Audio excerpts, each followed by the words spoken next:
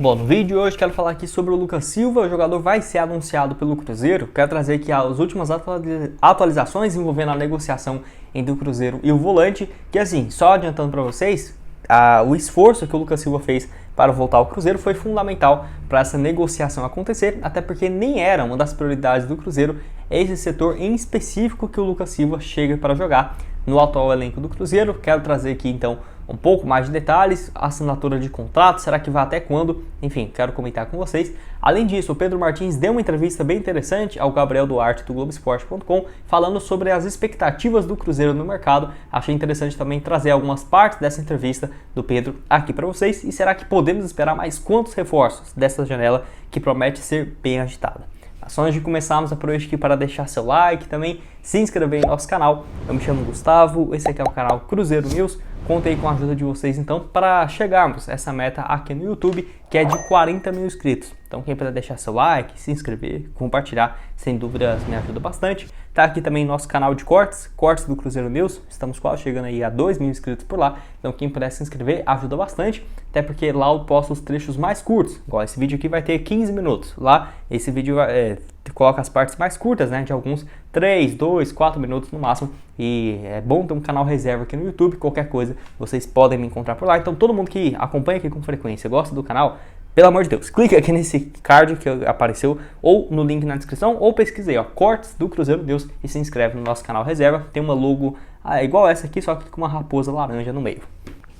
Bom, então eu quero trazer aqui algumas atualizações sobre o Lucas Silva, informações tanto do Samuel Venâncio quanto também do portal Goal, junto ao Thiago Fernandes. Onde assim, inicialmente, igual eu falei no início do vídeo, o Cruzeiro não tinha interesse na contratação do Lucas Silva. Mas Gustavo, o Cruzeiro não busca um primeiro volante? Sim. E o Lucas Silva já deixou de fazer essa função tem muito tempo. Para falar a verdade, acho que ele nunca fez, né? O papel de realmente primeiro volante não, porque de marcação não é um atleta fenomenal. E o Cruzeiro busca, por exemplo, um Richard, um Jailson, por exemplo, do Palmeiras, um Gregory do Inter Miami, um cara com características mais de marcação.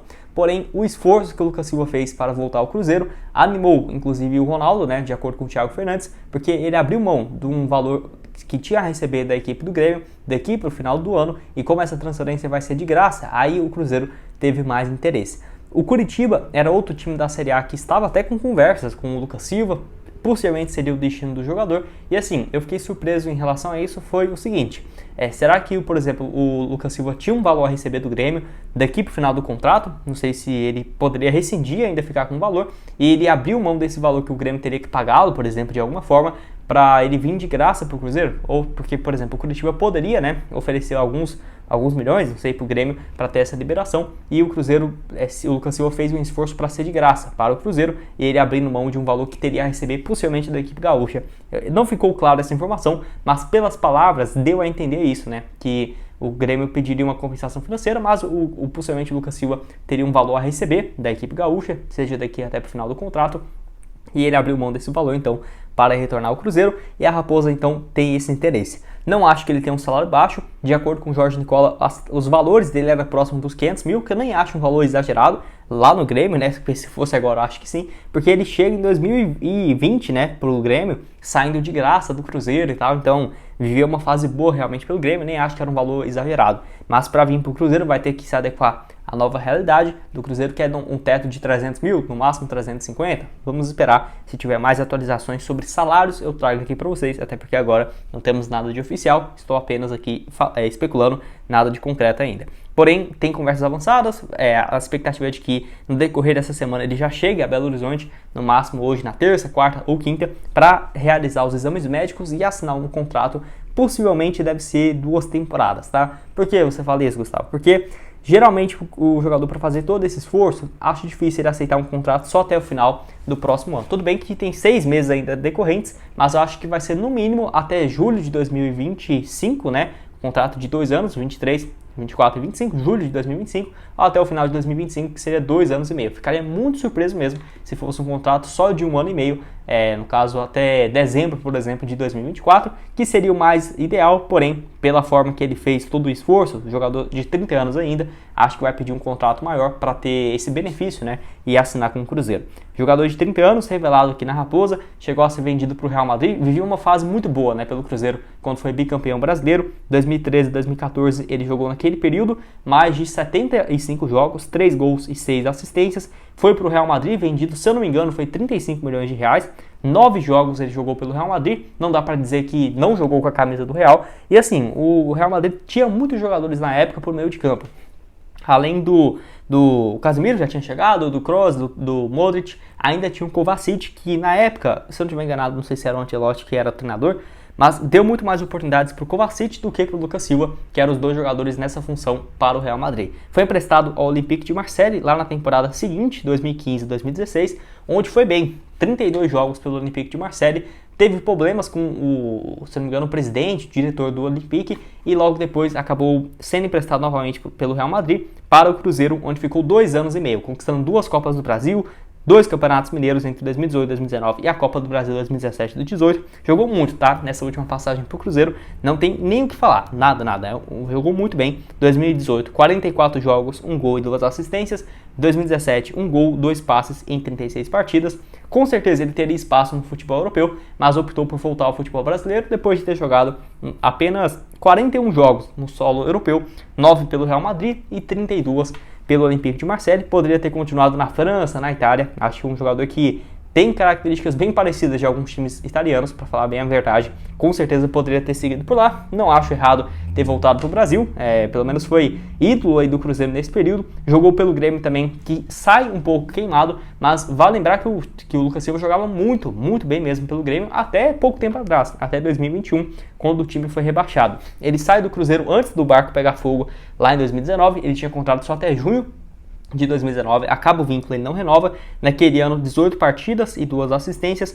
2020, então, ele assina com o Grêmio, 58 jogos, 1 gol e 1 assistência, titular absoluto. 2021, o Grêmio foi rebaixado, mas ele jogou como titular também, 3 gols, 3 assistências em 48 jogos. Aí, ano passado, ele começa a cair bastante de rendimento, inclusive o último jogo que ele ainda era titular do Grêmio foi até o jogo no Independência, no início do Campeonato Brasileiro da Série B, diante do Cruzeiro, né? Ele jogou mal aquela partida, foram apenas 33 jogos no ano e 1 gol marcado, e nesse ano 11 participações apenas na temporada, sendo 2 partidas, se não estiver muito louco, na Série A.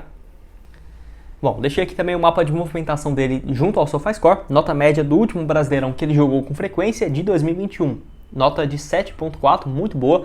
Dá pra ver que ele preenche todas as partes do gramado, tanto jogando como um volante pelo lado esquerdo ou um volante pelo lado direito. Eu gosto muito dessa versatilidade que ele tem. Dá pra ver também que não é um jogador só de marcação, que vai ficar só lá atrás. Não, esse mapa já dá pra perceber claramente isso. E também chega lá na frente com a possibilidade de marcar alguns gols.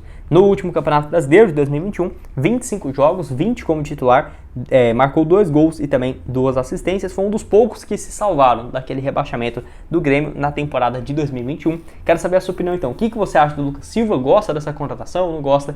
Quero que deixe aqui embaixo nos comentários. E quero falar agora sobre o Pedro Martins. O que ele espera sobre reforços do Cruzeiro, de olho aí por decorrer dessa janela de transferências. Bom, onde o Pedro Martins deu uma entrevista ao Gabriel Duarte lá do Globoesporte.com, créditos aí para essa matéria, publicado nessa última segunda-feira, falando um pouco sobre as relações em relação a reforços, onde eu quero comentar aqui as frases dele, do que o Pedro Martins disse, e depois comento um pouco sobre isso, abre aspas. Uma coisa importante de falar é que temos nossa estrutura orçamentária, e ela hoje já está praticamente toda realizada. Hoje, o que o clube tem de capacidade de pagamento com os jogadores que estão aqui, nós já superamos. Então, qualquer chegada vai necessitar de possível saída ou possível ajuste no nosso orçamento, o que não é fácil, principalmente falando de estrutura de receita que o clube tem hoje. Por isso, falamos que os ajustes serão pontuais. Mesmo sabendo que o mercado está inflacionado, acreditamos que podemos ser competitivos pelo projeto que temos aqui hoje e pelo tamanho do Cruzeiro. Olhando para os jogadores como eles veem a equipe, mas também principalmente pelo perfil da pessoa. Muitas vezes vocês veem o clube contratando pelo que eles representam em suas equipes, mas procuramos aprofundar um pouco mais para minimizar a possibilidade de erros. Os erros vão acontecer, mas a gente acredita que olhando para o aspecto pessoal e para a fome, né, dele ao olhar para o Cruzeiro, seremos um pouco mais assertivos, explicou aí o diretor, que assim, isso no geral eu concordo bastante. Os valores no geral dos jogadores estão extremamente inflacionados, isso no caso tá certo, né, os jogadores aí tentando ganhar mais e tudo mais, é um valor que na minha opinião É inacreditável, alguns atletas, algumas pedidas financeiras, que o Cruzeiro claramente não vai entrar em leilão. Então, o que o Pedro Martins deixou claro é, o orçamento do Cruzeiro, vamos supor, 6 milhões de reais de folha salarial. Não sei qual que é a do Cruzeiro hoje, tá? Mas não seria muito longe disso. O Cruzeiro já está com isso, mesmo com o elenco que tem hoje, sem a chegada de mais reforços. Então, para as contratações que vão chegar de 3 a 6 nessa janela do meio do ano, vai ter que ou sair alguns jogadores, pode acontecer, com certeza, mas não deve ser o principal foco, ou ter um reajuste em relação ao orçamento. Isso quer dizer então que vai sair jogadores importantes, Gustavo? Não sei, mas eu acho primeiramente que não. Acho que o Cruzeiro pode dar essa mudança no orçamento, esse pequeno ajuste, de olho no seguinte. Bom, já estamos no mês de julho, Cruzeiro na 8ª colocação.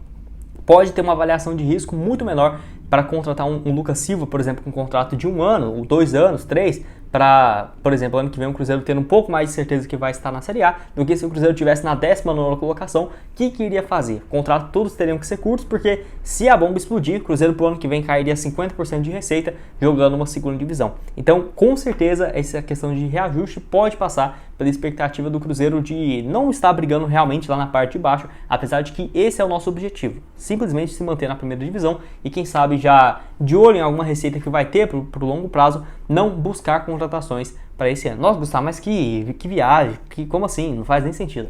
O Cruzeiro no ano passado, com o mesmo diretor, com o mesmo dono, Pedro Martins, o Ronaldo, fez exatamente isso na Série B do ano passado. Quem ele conseguiu trazer para ficar até a Série A, como por exemplo o Bruno Rodrigues, já trouxe, mesmo estando na Série B, porque era a projeção do Cruzeiro no ano seguinte jogar a Série A. Não é à toa que faz um contrato de 1 ano e meio com o Bruno Rodrigues, com salários altos, que poderia até hoje estar na Série B. Mas como o Cruzeiro já tinha a liderança, já estava com vaga basicamente encaminhada, trouxe esses jogadores. E nesse ano também pode fazer isso de olho, né, para as próximas temporadas, com o Cruzeiro pelo menos se assegurando na primeira divisão. E outro fator que é relevante também, de olho até mesmo na janela que foi da temporada passada, de 2022, é ser mais assertivo. O Cruzeiro errou muito na janela do ano passado. Eu diria que no início do ano, ok, não foram ruins as contratações, mas a janela do meio do ano foi péssima, cara. Nossa, o Cruzeiro errou, por exemplo, no Chay, no Pablo Cires. Deixa eu ver aqui outros nomes que o Cruzeiro trouxe e não renderam nada. Enfim, estou sem nomes aqui na cabeça agora, mas o Cruzeiro erra bastante, só acertou o Bruno Rodrigues. Eu já trouxe aqui esse levantamento para vocês no canal.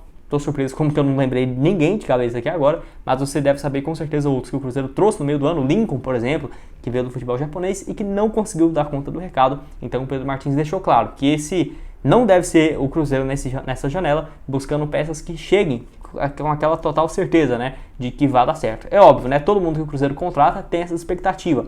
Ninguém diria que o Nicão estaria tanto no banco de reservas, mas, enfim, acaba que vai ter um erro ou outro. Eu, por exemplo, não contrataria o Nicão, acho que até sim, mas pelos moldes que foi, eu acho que não. O Henrique Dourado também da mesma forma. O Gilberto não tá dando certo, mas eu contrataria, já falei até vídeo aqui no canal sobre isso.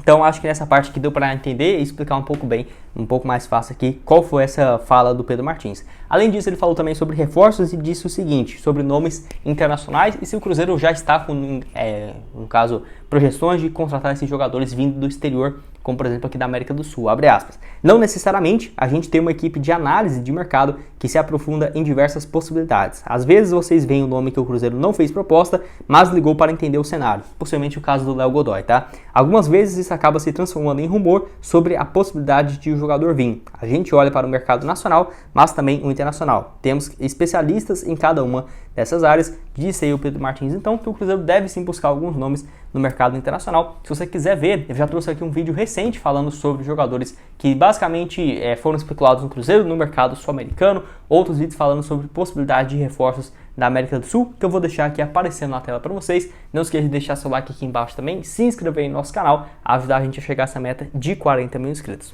Valeu, galera!